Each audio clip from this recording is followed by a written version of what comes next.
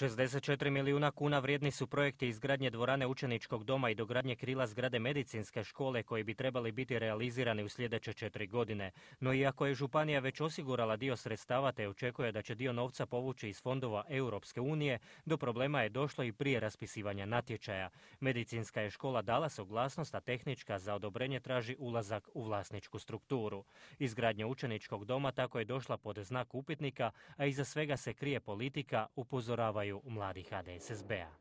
Moram i naglasiti da ovo nije prvi put da u ovoj školi iskazuju otpor za realizaciju novih projekata.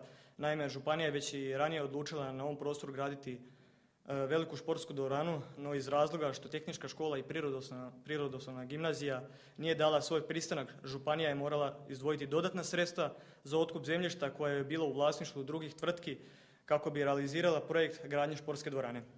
Od samog učeničkog doma kapaciteta 192 mjesta koristi bi imale sve 3 škole koje se nalaze u neposrednoj blizini, podsjećaju mladi HDSSB-a, upozoravajući na ionako deficitaran broj mjesta u preostalih 5 osječkih učeničkih domova. Ravnateljicu tehničke škole i prirodoslovne gimnazije te njezin školski odbor pozivaju da čim prije promijene odluku i ne slušaju naputke državne uprave.